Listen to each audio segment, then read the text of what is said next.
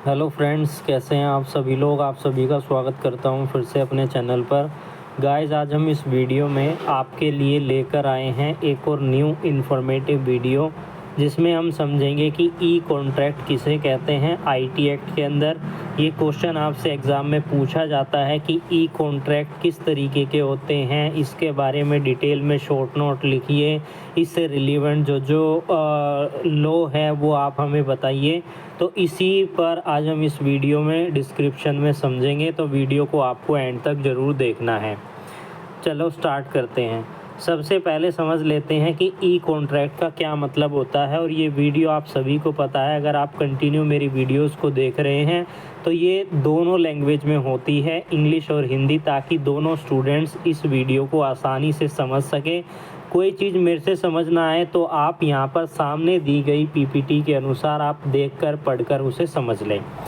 तो ई कॉन्ट्रैक्ट का मतलब एक ऐसा अनुबंध को हम कहते हैं कॉन्ट्रैक्ट। एक ऐसा कॉन्ट्रैक्ट है जो कि इलेक्ट्रॉनिकल रूप से बनाया जाता है, यानी कि उसको डिजिटली हम बनाते हैं, इलेक्ट्रॉनिकली हम उसे बनाते हैं, इसलिए उसे ई कॉन्ट्रैक्ट कहते हैं, इलेक्ट्रिक कॉन्ट्रैक्ट कहते हैं। शॉर्ट फॉर्म होती है ई कॉन्ट्रैक्ट। स्वीकार और निष्पादित किया जाता है, यानी कि उसे क्या किया जाता है, एग्जीक्यूट किया जाता है, उसको साइंड किया जाता है।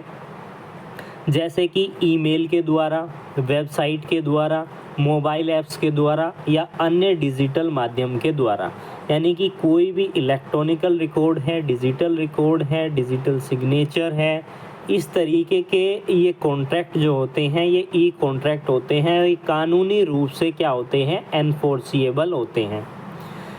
आईटी एक्ट के अंदर ई कॉन्ट्रैक्ट को वैध यानी कि वैलिड माना जाता है और कानूनी रूप से इनको मान्यता दी गई है, यानी कि ये एनफोर्सिएबल बाय लॉ है, क्योंकि आईटी एक्ट और डिजिटल हस्ताक्षर को कानूनी मान्यता दी गई है। इलेक्ट्रॉनिकल रिकॉर्ड जो है उनको और डिजिटल सिग्नेचर को कानूनी मान्यता दी गई है, यानी कि क्या दी गई है, लीगली उन्हें वैलिड माना जाता है। अब हम यहाँ पर एक एग्जांपल देख लेते हैं ताकि आपको काफ़ी अच्छे से इसको समझ में आ जाए कि ई कॉन्ट्रैक्ट किसे कहते हैं। आप एग्ज़ाम में अपने अनुसार बना के उसे लिख लीजिएगा। कोई व्यक्ति एक ई कॉमर्स वेबसाइट, जैसा कि आप सभी को पता है ई कॉमर्स वेबसाइट आज के समय में ऑनलाइन शॉपिंग का ज़माना है। अमेज़ॉन, फ्लिपकार्ट, बहुत सारी मिंत्रा, बहुत सारी कंपनियां आजकल मार्केट में आ चुकी हैं। उस पर जाकर उत्पादन चुनता है और ऑनलाइन भुगतान करता है, यानी कि उसने किसी एक प्रोडक्ट को सेलेक्ट कर लिया और यहाँ पर उसका ऑनलाइन पेमेंट कर दिया और उसे ऑर्डर की पुष्टि ईमेल से मिली है, यानी कि आपका ऑर्डर एग्जीक्यूट हो गया है, ईमेल के द्वारा मिली, मैसेज के द्वारा मिली। तो यहाँ पर ये क्या हो रहा है, ये एक तरीके से कॉन्ट्रैक्ट हो रहा है और ये एक इलेक्ट्रॉनिकल कॉन्ट्रैक्ट है। इलेक्ट्रॉनिकल कॉन्ट्रैक्ट है आईटी एक्ट की नज़र में, यानी आईटी एक्ट के अनुसार। वेबसाइट प्रस्ताव देता है, यानी कि जो वेबसाइट है वो ऑफर देता है, ग्राहक उसे स्वीकार करता है, यानी कि कस्टमर उसे एक्सेप्ट करता है और कॉन्ट्रैक्ट डिजिटल रूप में पूरा हो जाता है, यानी कि कॉन्ट्रैक्ट लीगली डिजिटली एग्जीक्यूट हो जाता है और इसी को हम क्या कहते हैं, इलेक्ट्रॉनिकल रिकॉर्ड कहते हैं। तो आपको ये चीज़ समझ में आ गई होगी, बिल्कुल क्लियर हो चुकी होगी। अब हम चलते हैं आगे, इसके बारे में और थोड़ा रिलीवेंट चीज़ें देख लेते हैं, क्योंकि आपको एग्ज़ाम में शॉर्ट नोट में ये लॉन्ग में भी पूछा जाता है कई बार और शॉर्ट्स में भी पूछ लिया जाता है। तो इसके रिगार्डिंग आपको रिलीवेंट चीज़ें आपको पता होनी चाहिए। आप इसको पहले क्या लिखेंगे, डेफिनेशन लिखेंगे, एग्जाम्पल लिखेंगे, रिलीवेंट सेक्शन कौन सी है, एसेंशियल क्या है, किस तरीके के कॉन्ट्रैक्ट होते हैं, उन सभी को स्टेप बाय स्टेप लिखिए। पहले आप क्या कीजिए, एक डायग्राम बना लीजिए और उसके अनुसार फिर आप इसको डिस्क्राइब कीजिए। अब बात करते हैं यहाँ पर इसकी रिलीवेंट सेक्शन कौन कौन सी है। तो इसके रिलीवेंट सेक्शन है, सेक्शन 4 है, सेक्शन 5 है, सेक्शन 10 है। ये रिलीवेंट सेक्शन है आईटी एक्ट के अंदर, जिसे हम आगे अभी पढ़ेंगे। अब यहाँ पर इसके रिगार्डिंग हम समझ लेते हैं कि कितने प्रकार के जो है ई कॉन्ट्रैक्ट होते हैं। ये जो है 3 प्रकार के होते हैं, click wrap contract, click wrap contract, shrink wrap contract और ब्राउज रैप कॉन्ट्रैक्ट। तो ये तीनों ही अलग अलग कार्य करते हैं। यानी कि क्लिक रैप कॉन्ट्रैक्ट यानी कि जब जहाँ पर लिखा होता है नीचे टिक करने का ऑप्शन होता है किसी भी चीज़ को, चाहे आप वेबसाइट पर जा रहे हैं, किसी चीज़ को, किसी ऐप को डाउनलोड कर रहे हैं, तो उसके संबंध में होता है ये click wrap contract, WRAPE wrap contract. तो ऐप इंस्टॉलेशन के लिए ये जो है कॉन्ट्रैक्ट होता है। दूसरा है shrink wrap contract, term enclose in product package, यानी कि प्रोडक्ट की शर्तों से संबंधित है ये। उसके बाद थर्ड आता है हमारा ब्राउज़र रैप कॉन्ट्रैक्ट, ये हमारा संबंधित है वेबसाइट से, यानी कि आपने किसी वेबसाइट पर गए हैं, अब उसकी सर्विस का लाभ उठा रहे हैं, तो वहाँ पर टर्म एंड कंडीशन आपको देखने को मिलती है, उसको आप एग्री करते हैं, उसके बाद आगे प्रोसीड करते हैं। इसी तरीके से कोई ऐप जब आप डाउनलोड करते हैं और उस ऐप को यूज़ करते हैं, तो उसके बाद आप कुछ टर्म एंड कंडीशन को एक्सेप्ट करके उसके बाद उसे यूज़ करने का एक्सेस आपके पास आता है। तो इसी को ई कॉन्ट्रैक्ट कहा जाता है, इलेक्ट्रॉनिकल कॉन्ट्रैक्ट कहा जाता है। इसके रिगार्डिंग जो ड्राफ्टिंग है वो भी मैं अभी आपको एक स्क्रीन दिखा दूंगा, किस तरीके से होता है वो आपको बिल्कुल अच्छे से क्लियर हो जाएगा। अब बात कर लेते हैं, यहाँ पर एक और सेक्शन है जो रिलीवेंट है, सेक्शन 10 मैंने आपको कहा था।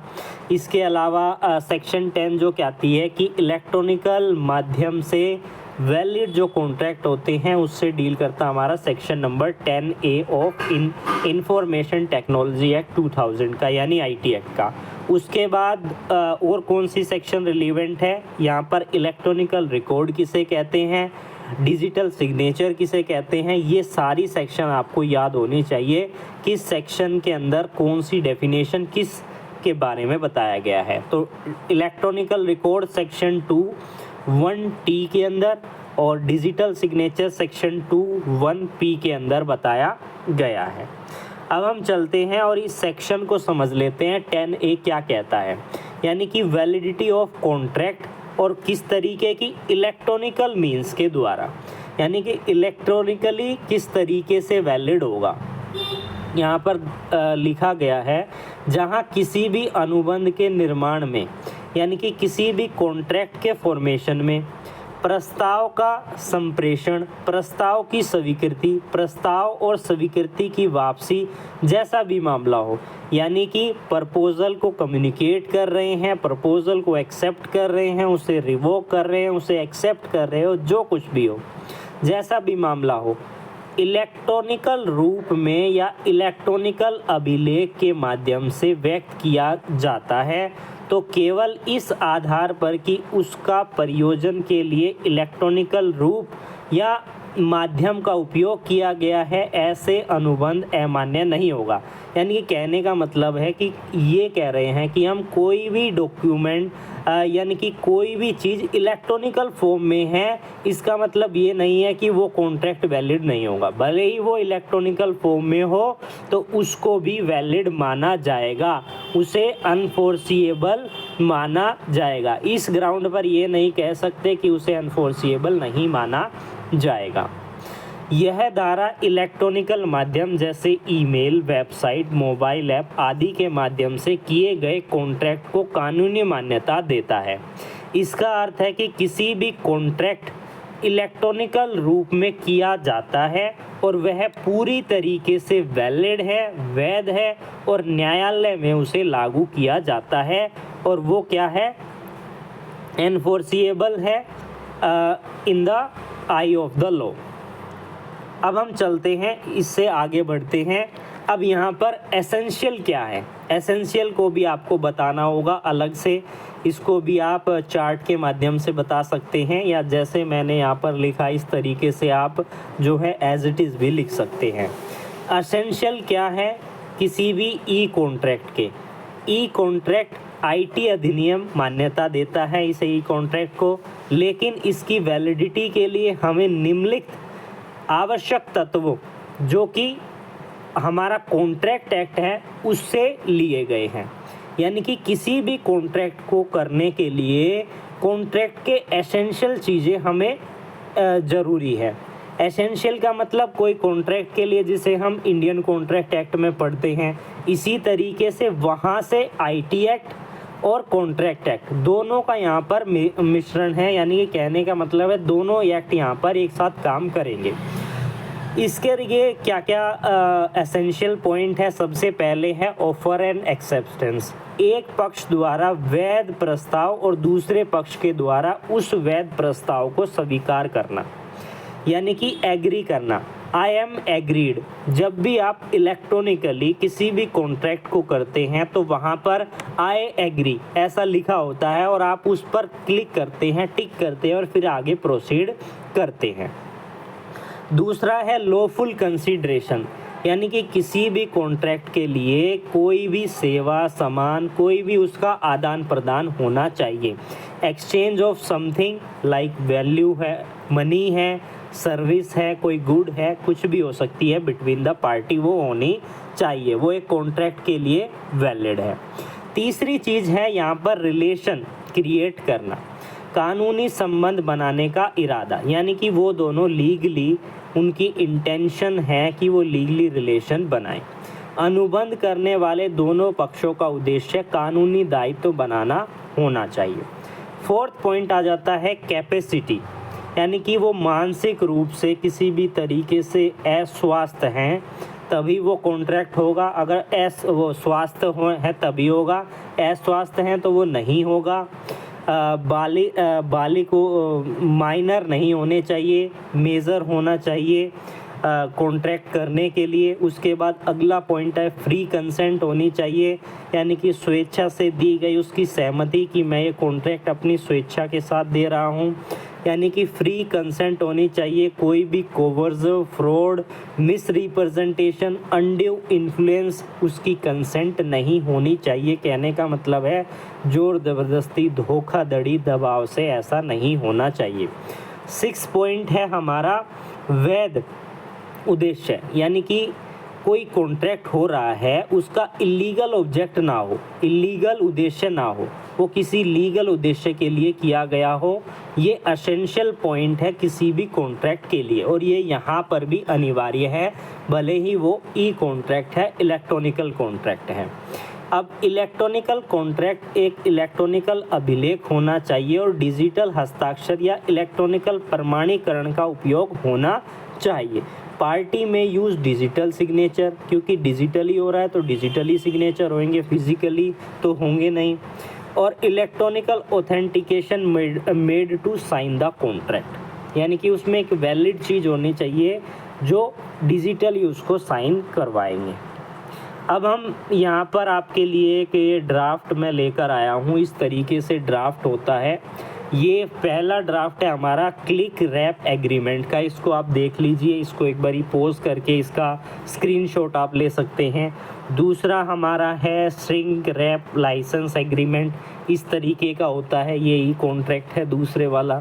उसके बाद हमारा तीसरा है ब्राउज़र रिलेटेड एग्रीमेंट हो गए, तो वो इस तरीके से है, ये एक सिंपल फॉर्मेट है जो मैं आपको दिखा रहा हूँ। तो आज की वीडियो में इतना ही है। अगर आपको इस आईटी एक्ट से रिलेटेड कोई भी जानकारी चाहिए, किसी टॉपिक पर डिस्कशन चाहिए, कुछ जानना चाहते हैं तो आप हमारे साथ इस वीडियो के माध्यम से जुड़ सकते हैं। मैं कंटिन्यू आपके लिए वीडियो लेकर आता हूं। या आपकी कोई भी लीगल आपको मदद चाहिए किसी भी प्रकार की, किसी भी चीज़ से रिलेटेड हो, कोई भी लॉ हो, कोई आपका कोई पर्सनल मैटर हो, कोई किसी भी तरीके की लीगल एडवाइस आप लेना चाहते हैं तो आप मेरे से ले सकते हैं। फिर मिलेंगे एक नई वीडियो के साथ।